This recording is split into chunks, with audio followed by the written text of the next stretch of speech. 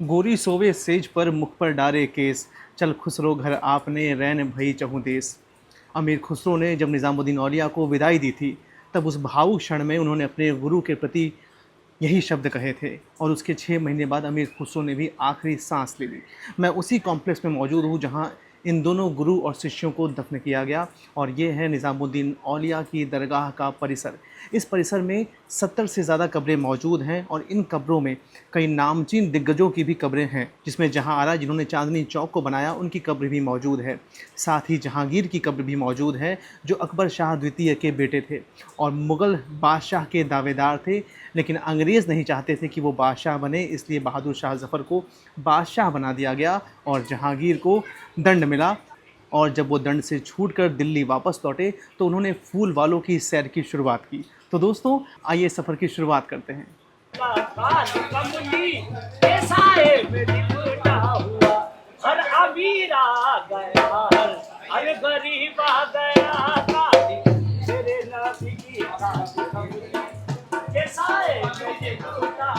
ठीक सामने है निज़ामुद्दीन औलिया की दरगाह, जिनका जन्म बदायूं में हुआ था और बहुत ही कम एज में इनके पिता का इंतकाल हो गया था। उसके बाद इनकी मुलाकात होती है बाबा फ़रीद से और बाबा फ़रीद इनकी ज़िंदगी को बदल देते हैं, और उसके बाद ये यहीं पर दिल्ली में जहाँ इनकी दरगाह है यहाँ आते हैं। तब इस जगह को ग्यासपुर नाम के गाँव के रूप में जाना जाता था और यहाँ पर वो अपना ठिकाना बनाते हैं। और आज देखिए यहीं पर उनकी जो दरगाह है वो बनाई गई, और ग्यासपुर का नाम तो आज मिट चुका है, लेकिन इस जगह को निज़ामुद्दीन के नाम से जाना जाता है। और इनके ठीक सामने है अमीर खुसरो की दरगाह, जो इनके शिष्य थे, और इनके इंतकाल के 6 महीने बाद ही इनका भी जो था वो निधन हो गया था। और इन्होंने एक तरह से जो हिंदवी लैंग्वेज है उर्दू को गढ़ने में और कव्वाली को आगे बढ़ाने में बहुत बड़ा योगदान दिया है। और इनका जन्म कासगंज में हुआ था और इनका जन्म बदायूं में हुआ था, तो आस-पास इनका जन्म भी हुआ था और ये लोग जुड़े भी रहे। सबसे प्रिय शिष्य बने ये निज़ामुद्दीन औलिया के, और आज इनकी दरगाह जो इनका जो कब्र है एक तरह से, वो भी इनके बिल्कुल ठीक सामने है।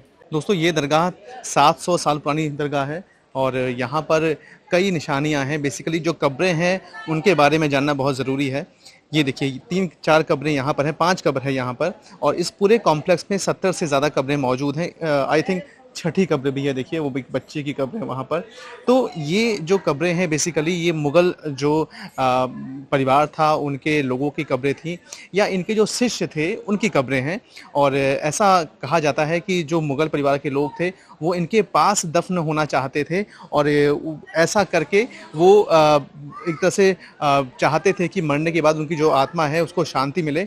और इसी सोच के साथ देखिए यहाँ देखिए जहाँ आरा की कब्र है बगल में, वहाँ मैं आपको लेके नहीं जा सकता हूँ क्योंकि वो चारों तरफ से बंद है। और जहाँ आरा बहुत ही प्रभावशाली महिला थी मुग़ल दौर में, जोधाबाई और मुमताज़ के बाद वो तीसरी ऐसी महिला थी जिनका खासा रुतबा था। सूरत बंदरगाह उनको दिया गया था, उनको उससे कमाई का हिस्सा उनको मिलता था। चांदनी चौक उन्होंने बनाया था, शाहजहाँ के बहुत करीब थी, और शाहजहाँ की मौत के बाद एक तरह से वो टूट गई, लेकिन भाई औरंगज़ेब ने उनको फिर से वही पदवी वही रुतबा दिया जो शाहजहाँ के दौर में उनको हासिल था। अपनी कब्र पर पत्थर पे लिखा कि मेरी कब्र पर सिर्फ घास होना चाहिए, बाकी कुछ नहीं होना चाहिए। और आज भी वो कब्र उसी रूप में मौजूद है जिस रूप में वो शायद चाहती थी अपनी कब्र को होना। और ये परिसर है यहाँ का, ये 2 अहाते बने हुए हैं। और देखिए ये मस्जिद है सामने, वो पुरुषों की मस्जिद है, ये महिलाओं की मस्जिद है, इसके अंदर नमाज होती है। अलाउद्दीन खिलजी और मोहम्मद बिन तुगलक दोनों ही निज़ामुद्दीन औलिया के प्रति गहरी आस्था रखते थे। उन्होंने भविष्यवाणी की थी कि गयासुद्दीन तुगलक, जो उस समय बंगाल में थे, कभी दिल्ली वापस नहीं लौट पाएंगे। और उनकी ये भविष्यवाणी तब सही साबित हुई जब सुल्तान का दिल्ली से लगभग 6 किलोमीटर की दूरी पर निधन हो गया। हज़रत निज़ामुद्दीन का निधन 1325 ईस्वी में हुआ। उनका वास्तविक मकबरा अब मौजूद नहीं है। फिरोज शाह तुगलक ने इसकी मरम्मत कराई थी, लेकिन वो मरम्मत की गई इमारत भी अब मौजूद नहीं है। मौजूदा इमारत का निर्माण 1562 से 63 ईस्वी के बीच एक रईस फरीदुन खान ने कराया था। इसी मकबरे की बाद में कई बार मरम्मत भी की गई। इसमें मेहराबदार बरामदों से घिरा एक स्क्वायर शेप्ड रूम है और इसकी छत पर एक ऑक्टागोनल ड्रम से निकलता हुआ गुंबद है, जिस पर काले संगमरमर की वर्टिकल लाइंस हैं, और इसके सबसे ऊपर कमल कलश मौजूद है। संत के जीवन काल में ही यहाँ एक बस्ती का विकास हुआ और तब से ये लगातार बसी हुई है, और आज इसे निज़ामुद्दीन बस्ती के नाम से जाना जाता है। यहाँ हर गुरुवार को सूर्यास्त के समय शाम की नमाज के बाद कव्वाली होती है, और वर्ष में 2 बार हज़रत निज़ामुद्दीन औलिया और उनके प्रिय शिष्य अमीर खुसरो की पुण्यतिथि पर उर्स का आयोजन भी किया जाता है। आइए अब आपको लेकर चलते हैं निज़ामुद्दीन औलिया की दरगाह के परिसर और आसपास मौजूद ऐतिहासिक धरोहरों की ओर। सबसे पहले आपको बताते हैं जमात खाना मस्जिद के बारे में। हज़रत निज़ामुद्दीन के मकबरे के पश्चिम में लाल बलुआ पत्थर वाली आयताकार जमात खाना मस्जिद मौजूद है। 3 बेस से बनी इस इमारत का हर हिस्सा एक निचले गुंबद से ढका हुआ है और इसके मेहराब पर कमल की कली वाली सजावट है। ये अलाई दरवाजे की याद दिलाता है। इस मस्जिद का निर्माण 1325 में अलाउद्दीन खिलजी के बेटे खिज्र खान ने करवाया था और ये मस्जिद इस क्षेत्र की सबसे पुरानी इमारत है। अब आपको बताते हैं चीनी का बुर्ज के बारे में। निज़ामुद्दीन औलिया दरगाह में स्थित है बावड़ी और बावड़ी की पश्चिमी दीवार पर स्थित चीनी का बुर्ज नाम की मस्जिद में 3 कक्ष हैं, जिसमें से हर में एक मेहराबदार दरवाज़ा है। हालांकि ऐसा लगता है कि इस इमारत को लोदी काल में बनाया गया था। बावड़ी के उसी ओर एक ढलवा छत और 3 मेहराबदार प्रवेश द्वारों वाला एक छोटा संगमरमर का मंडप है, जिसे बाई कोकडलाई के मकबरे के रूप में जाना जाता है। हालांकि ये महिला कौन थी, ये अभी तक पता नहीं चल पाया है। अमीर खुसरो का मकबरा। निज़ामुद्दीन औलिया के मकबरे के दक्षिण में अमीर खुसरो का मकबरा है। अमीर खुसरो भारत के इतिहास के सबसे महान कवियों, संगीतकारों और सूफी विचारकों में से एक हैं। उनका पूरा नाम अबुल हसन यमीनुद्दीन अमीर खुसरो था और उनका जन्म मौजूदा उत्तर प्रदेश राज्य के कासगंज जिले के पटियाली में हुआ था। उनके पिता तुर्की मूल के थे, जबकि माता भारतीय थी। इसी कारण उनकी रचनाओं में भारतीय और फारसी संस्कृति का अद्भुत संगम दिखाई देता है। उन्हें तूते हिंद यानी भारत की बुलबुल की उपाधि दी गई थी। अमीर खुसरो सिर्फ एक कवि या संगीतकार नहीं थे, बल्कि भारत की गंगा जमुनी तहजीब के सबसे बड़े प्रतीकों में से एक थे। उन्होंने अपनी रचनाओं के जरिए अलग अलग धर्मों, भाषाओं और संस्कृतियों के बीच प्रेम, सौहार्द और भाईचारे का संदेश दिया। यही कारण है कि लगभग 700 वर्ष के बाद भी उनका साहित्य, संगीत और सूफी दर्शन भारतीय संस्कृति का अभिन्न अंग बने हुए हैं। दोस्तों, अब आपको लेकर चलते हैं काली या फिर कलान मस्जिद की ओर। निज़ामुद्दीन गांव की पूर्वी परिधि पर काली मस्जिद या कलान मस्जिद स्थित है। इसे फिरोज शाह तुगलक के प्रधानमंत्री खाने जहां जुनान शाह ने बनवाया था। ये उनके द्वारा बनवाई गई प्रसिद्ध 7 मस्जिदों में से एक है। ये मस्जिद रबल स्टोन से बनी है। मूल रूप से इसका आंगन खिड़की मस्जिद की तरह आंशिक रूप से ढका हुआ और आंशिक रूप से खुला हुआ था। इसके पूर्वी प्रवेश द्वार पर एक शिलालेख है, जिसमें लिखा गया है कि इसे 772 हिजरी यानी 1370 से 71 ईस्वी में खाने जहां के बेटे किमाम शाह मकबूल ने बनवाया था। दोस्तों, बात निज़ामुद्दीन औलिया की हो और यहाँ की बावड़ी का जिक्र न आए, ऐसा हो नहीं सकता।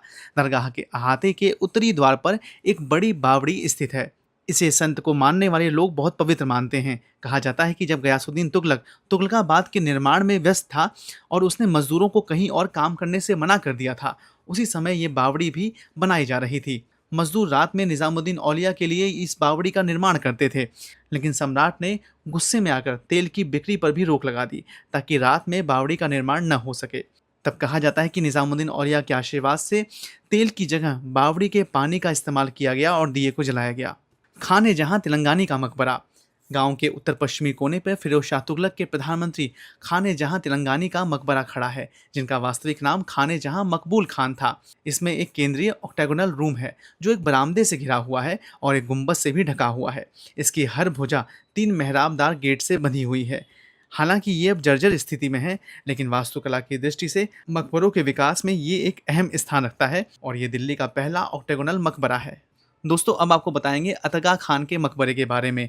निज़ामुद्दीन गांव की उत्तरी परिधि पर एक 4 दीवारी वाले अहाते के अंदर लाल बलुआ पत्थर से बना एक छोटा मकबरा है। इसके चारों तरफ गहरे मेहराबदार द्वार हैं और इसके लाल बलुआ पत्थर के फलक पर संगमरमर और रंगीन टाइलों की घनी पच्चीकारी की गई है। इसके आंतरिक भाग को प्लास्टर से सजाया गया था, जो अब काफ़ी हद तक उखड़ चुका है। इसके अहाते की पश्चिमी दीवार पर भी रंगीन टाइलें हैं, जिनमें मेहराबदार ताक बने हैं। आकार में छोटा होने के बावजूद ये वास्तुकला का बेहतरीन नमूना है। अतगा खान अकबर की धाई माँ जीजी अंगा के पति थे और दरबार में कई अहम पदों पर रहे। 1562 में अकबर की दूसरी धाई माँ महामांगा के बेटे अधम खान ने उनकी हत्या कर दी थी।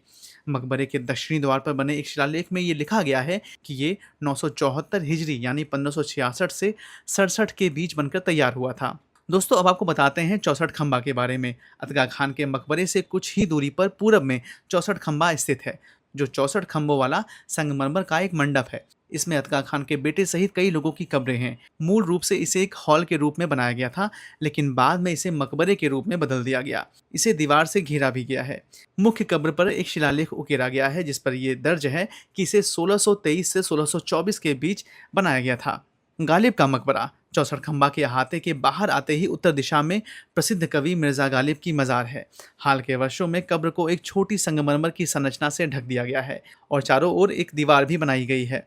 दोस्तों, गालिब के मकबरे के बराबर में ही यहाँ पर आप बिना किसी शुल्क के उर्दू सीख सकते हैं। सिर्फ 200 रुपये फॉर्म का खर्च लगता है। उर्दू की क्लासेस शाम को होती हैं।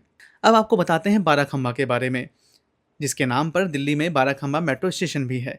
निज़ामुद्दीन गांव के उत्तर में एक बड़ी वर्गाकार संरचना है, जिसमें एक केंद्रीय कक्ष है और हर पर 3 मेहराबें हैं। ये 12 खंभों के सेट पर टिका हुआ है। केंद्रीय कक्ष के चारों ओर एक बरामदा है। मूल रूप से ये एक मकबरा प्रतीत होता है, लेकिन इसमें किसे दफनाया गया उस शख्स की जानकारी अभी तक नहीं मिल पाई है। दोस्तों, अब आपको बताएंगे लाल महल के बारे में, जो दिल्ली में मौजूद सबसे पुराने इस्लामिक आर्किटेक्चर्स में से एक है। 64 खंबा के बाहर एक निजी कब्जे वाली इमारत है। लाल बलुआ पत्थर की ये इमारत आपका ध्यान आकर्षित करती है। इसे लाल महल के नाम से जाना जाता है। इस इमारत में एक केंद्रीय गुंबददार कमरा है, जिसके चारों तरफ बरामदे हैं। बरामदों में खंभों और शहतीरों पर टिकी समतल छत है। हालांकि इसे किसने बनाया, इसकी पूरी जानकारी अभी तक नहीं मिल पाई है। दोस्तों, अब आपको लेकर चलते हैं खाने खाना मकबरा की ओर। निज़ामुद्दीन औलिया की दरगाह के सामने मथुरा रोड के पूर्व में अब्दुल रहीम खान का मकबरा स्थित है, जिनके पास खाने खाना की उपाधि थी। ये मेहराबदार कोठरियों वाले एक ऊंचे चबूतरे पर निर्मित एक विशाल वर्गाकार इमारत है, जो 2 मंजिला है। इसमें हर ओर एक ऊंचा गहरा केंद्रीय मेहराब और प्रत्येक मंजिल पर अगल बगल कई उथले मेहराब हैं, जो हुमायूं के मकबरे के पैटर्न की ही कॉपी लगते हैं। मकबरे का आंतरिक भाग, खास तौर से छत पर सुंदर डिजाइन बनाए गए हैं। केंद्र में मौजूद दोहरे गुंबद के चारों ओर कोनों पर छतरियां और बीच में दलान बने हुए हैं।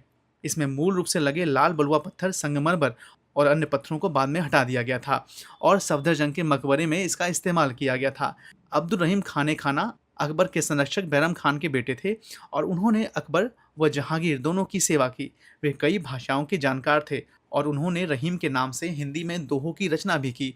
उनका निधन 1626 से 27 के बीच हुआ था। दोस्तों, अब आपको लेकर चलते हैं बारापुला की ओर, जिसके नाम पर आज दिल्ली में बारापुला रोड है। बारापुला खाने खाना मकबरे से 1 किलोमीटर पूर्व में स्थित एक पुल है। इसमें 11 मेहराबदार द्वार हैं, लेकिन 12 खंबे हैं। हर खंबे के ऊपर 2 मीटर ऊंची मीनार बनी हुई है। ये पुल 14 मीटर चौड़ा और 195 मीटर से अधिक लंबा है। इसमें एक मेहराब पर एक शिलालेख था, जो अब दिखाई नहीं देता है, जिसमें लिखा था कि इसे 1621 से 22 के दौर में जहांगीर के दरबार में मुख्य ख्वाजासरा मेहर बानू आगा द्वारा बनवाया गया था।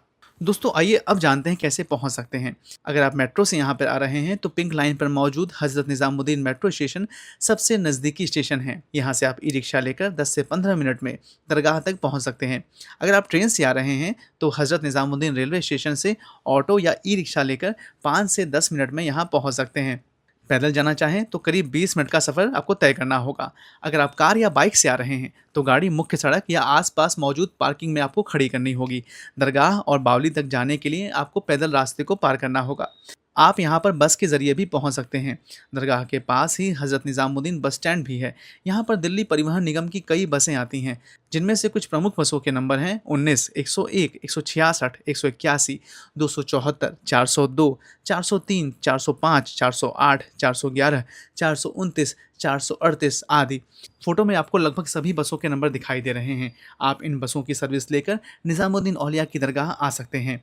तो दोस्तों, ये थी निज़ामुद्दीन औलिया की दरगाह पर दी गई हमारी खास जानकारी। मिलेंगे आपसे अगले वीडियो में। ऐसे ही दिलचस्प वीडियोस के लिए जुड़े रहें ट्रैवल जुनून के साथ। धन्यवाद।